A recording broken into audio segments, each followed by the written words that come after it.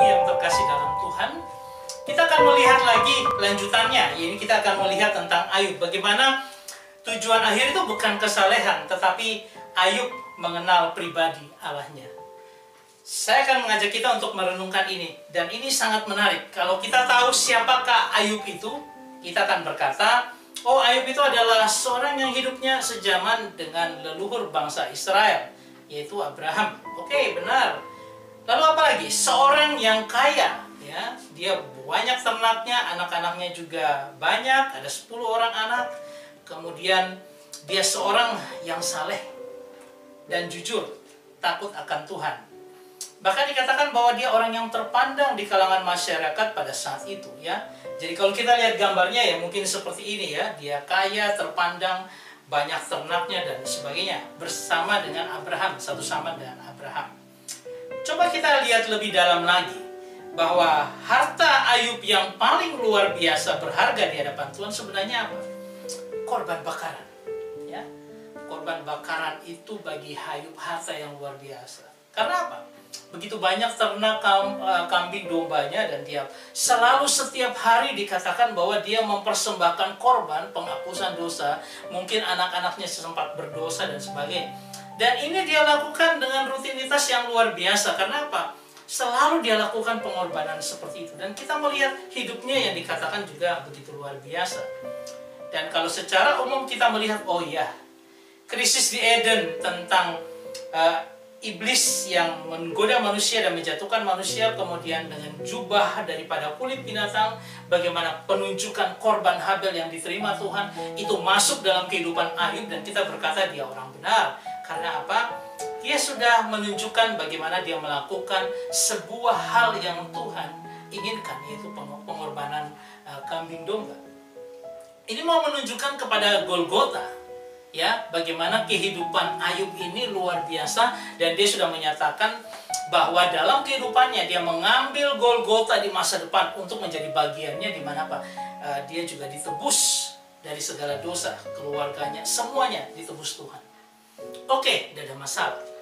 Nah, kalau kita melihat daripada Ayub pasal 1 ayat 8 dan 2 ayat 3 dikatakan seperti ini uniknya daripada seorang Ayub. Yaitu dikatakan seorang yang saleh dan jujur, yang takut akan Allah dan menjauhi kejahatan. Ini luar biasa, ya. Dikatakan seperti itu. Saya mengajak kita untuk melihat dalam frasa dari bahasa Ibrani, ya. Dikatakan bahwa Istam Feyasar Yare Elohim Fesar Merah. Artinya ini adalah bahwa orang yang tidak bersalah, jujur, takut akan Tuhan dan menghindari kejahatan, ya, merah kejahatan. Nah, kalau kita melihat dari kata saleh, ya, ini kata tam di dalam sores kata saleh itu adalah tum, itu menunjukkan bagaimana seorang yang luar biasa saleh di hadapan Tuhan. Semua tatanan-tatanan yang Tuhan berikan, dia kerjakan dengan baik. Nah, kalau di dalam pasal 2 ayat 3 dikatakan, yang demikian saleh dan jujur, yang takut akan Allah dan menjauhi kejahatan. Dan ia tetap tekun dalam kesalehan. Bukan hanya saleh saja, tetapi dia tekun terus di dalam kesalehan. Nah, dan dalam frasa bahasa Ibrani-nya dikatakan sebagai berikut, yaitu Ve'odenu mahasik betumatov, ya. Dan ia, yaitu Ayub, tetap bertekun di dalam integritasnya, dalam atau pada integritasnya, ya. Nah, kita bisa melihat bahwa kata kesalehan di sini ini mau menunjukkan yaitu betumatov, ya. Betumatov dari kata dasar juga sama, yaitu kata sores, kesalehan dari kata tumah, ya, tumah atau tum. Saudara yang terkasih, ini mau menunjukkan apa? Nah, ini kesalehannya adalah integritas, ya, sebuah kehidupan yang dia jalankan dengan integritas yang tinggi, kejujuran, kebaikan, kemudian etiknya baik, fair, dia adil, punya nilai-nilai yang luar biasa, kehormatan, kemudian dia punya good karakter yang bagus dalam kehidupannya. Ideologinya bagus juga, true ideologi, moral value-nya, moralnya bagus. ya, dan dia merupakan orang terhormat, dapat dipercaya dan sebagainya. Ini merupakan bagian daripada suatu integritas yang dibangun oleh Ayub, ya. Nah, kalau kita melihat semua ini, kita akan berkata, orang yang demikian luar biasa, there is something wrong, ada sesuatu yang salah, bahwa dalam kehidupan yang penuh dengan integritas seperti itu masih ada yang salah, sehingga harus dibenahi Tuhan.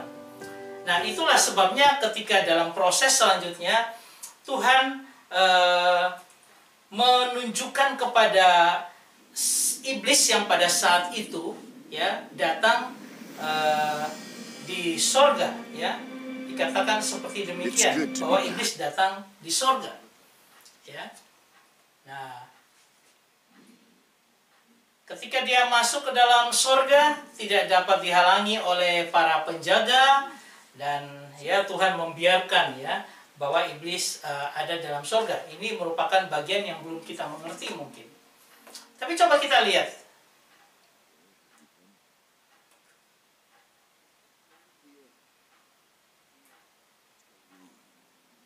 Nah, di situ terjadi sebuah dialog. What do you think of my servant dari Job? No one on earth is like him. He is a truly good Tuhan person bertanya, who apakah kau respects me melihat and hambaku refuses ya to do Ayub evil. itu? Yes, but Job has good reason to fear. Nyatakan kau memberikan dia begitu banyak penjagaan, ya, engkau memberkati dia. A wall of protection around him and his home and his property. You've made him Dia prosper in dibuat everything dengan he does. prosperity, dengan kelimpahan dan sebagainya, ya, But reach out dia and akan take away tetap. everything he has, Tapi kalau diambil semua daripadanya, and he will maka surely dia akan listen to mengutuk you. engkau, gitu. Iblis belum katakan seperti itu. All right. Nah, akhirnya Tuhan setuju. Oke, coba kita Do uji dia. whatever you want with Kita tes everything you bagaimana possess. Ayub sebenarnya dengan Do not Tuhan. harm Tuhan him mengizinkan hal tersebut terjadi, ya. Dan iblis dengan penuh sukacita, ya, dia akhirnya punya kewenangan untuk menguji akan Ayub ini, dan rencananya adalah rencana jahat, bahwasanya dia akan menghancurkan akan Ayub. Dan coba kita melihat apa yang utama yang diambil iblis dari Ayub. Itu dalam Ayub pasal 1 ayat 13 dikatakan, pada suatu hari ketika anak-anaknya yang lelaki dan yang perempuan makan minum anggur dan sebagainya, datanglah seorang pesuruh kepada Ayub dan berkata, sedang lembu sapi membajak keledai betina makan rumput di sebelahnya, datanglah orang-orang Sheba menyerang dan merampasnya, serta memukul penjaganya dengan mata pedang. Hanya aku sendiri yang luput sehingga dapat memberitahukan hal itu kepada Tuhan. Ya, jadi apa yang diambil? Pertama yang diambil adalah lembu sapi, kemudian kambing domba yang diambil, kemudian juga unta-unta dan sebagainya, lalu terakhir anak-anak Ayub diambil. Ya, ini adalah pergumulan daripada penderitaan daripada seorang Ayub. Semuanya diambil, ya. Nanti kita akan melihat mengapa itu diambil, ya. Tapi paling tidak setelah itu Ayub hidup di dalam sebuah penderitaan karena apa? Tuhan mengizinkan iblis menjamah kulitnya, hidupnya, artinya menjamah daripada tubuhnya. Dia diberi sakit yang luar biasa, yaitu penyakit kusta pada waktu itu yang dianggap bahwa tidak akan bisa disembuhkan. Dan apa yang terjadi? Ayub ini sedang Tuhan bangun, ya. Tujuan daripada akhir daripada cerita Ayub ini ada pada pasal 42. Coba kita lihat bersama ayat 1. Maka jawab Ayub kepada Tuhan, aku tahu bahwa engkau sanggup melakukan segala sesuatu dan tidak ada rencanamu yang gagal. Ini mau menunjukkan bahwa sebenarnya Ayub mengerti bahwa ada sebuah yang kurang dari dirinya dan Tuhan ingin membereskannya. Karena apa? Yang terjadi pada Ayub bukan hanya iseng Tuhan saja dengan iblis, tetapi itu mempunyai maksud dan rencana yang sempurna untuk Ayub. Itu Ayub percayai. Ketika dari pergulatannya dari pasal 1 sampai dengan pasal ke-42 yang terakhir. Jadi ada rencana Tuhan yang luar biasa yang Ayub belum mengerti, tetapi pasti sempurna untuk diri Ayub. Ayat ketiga dikatakan, firman-Mu, siapakah dia yang menyelubungi keputusan tanpa pengetahuan? Itulah sebabnya tanpa pengetahuan berbicara tentang hal-hal yang ajaib bagiku yang tidak ku ketahui. Nah, ini mau menyatakan bahwa manusia itu tidak tahu apa-apa. Jadi jangan berbuat seolah-olah kita tahu segalanya, ya. Manusia tidak tahu apa-apanya. Dan ayat 4, firman-Mu, dengarlah, maka akulah yang akan berfirman, aku akan menanyai engkau supaya engkau memberitahu aku, ya. Kalau Tuhan mulai berkata seperti itu, artinya apa? Bahwa pengertian manusia itu tidak dapat mengenal Tuhan. Engkau dengan apapun yang engkau lakukan, dengan segala tata cara dan segala legalistikmu dan segala tatanan yang engkau buat, tidak membawa engkau dapat mengenal Tuhan, ya. Maka ayat 5 dikatakan, hanya dari kata orang saja aku mendengar tentang engkau, tapi sekarang mataku sendiri memandang engkau. Ini merupakan satu pengalaman yang luar biasa ketika apa? Secara pribadi, ya. Pengertian itu datang kepada Ayub. Pengertian yang benar adalah apa? Mengenal Tuhan secara pribadi. Ini mau mengajak kita untuk berintimasi dengan Tuhan. Saudara yang terkasih, ayat ke-6 dikatakan, oleh sebab itu aku mencabut perkataanku dan dengan menyesal aku duduk dalam debu dan abu. Dia mau menyatakan bahwa rencanamu itu sekarang adalah menghancurkan egoisme, menghancurkan semua legalistik yang ada, menghancurkan hanya sekedar, itu bukan hanya sekedar integritas hidup baik, tetapi yang penting adalah mengenal Tuhan secara pribadi. Saudara yang terkasih, saya ingin mengajak kita untuk melihat hal ini dengan begitu baiknya, supaya apa? Kita mengerti bahwa Tuhan ingin kita bergaul dengan Dia secara pribadi. Ketika Ayub sudah melakukan semua ini dan dia mengerti, kemudian apa yang dipulihkan pertama kali? Yang dipulihkan pertama kali adalah lembu, sapi, dan domba. Karena apa? Itu yang dicuri oleh iblis pertama kali, supaya apa? Ayub tidak menyembah Tuhan. Tapi ketika Ayub mulai dalam pengertian yang benar dan dia kembali datang kepada Tuhan, Tuhan bilang, pulihkan lembu dan domba, supaya apa? Lembu, sapi, lembu, dan domba, supaya apa? Dia bisa kembali mempersembahkan korban. Dan itu yang aku rindukan dari seorang Ayub. Saudara yang terkasih, coba kita lihat video ini, ya. Saya mau katakan bahwa Tuhan itu begitu marahnya kepada 3 orang sahabat Ayub yang menyatakan tidak benar tentang Tuhan, ya. Mereka menyalah-nyalahkan akan Ayub. Tetapi yang kita boleh belajar di sini adalah bahwa ketika Tuhan pertama kali, ya, sudah memulihkan Ayub, yang dia minta pertama kali apa? Dia minta kalian bertiga bawa korban kepada Ayub dan biarkan hambaku Ayub itu yang mempersembahkan korban, karena aku rindu korban persembahannya. Dan berdoa, minta dia berdoa supaya apa? Supaya aku tidak menghukum kalian.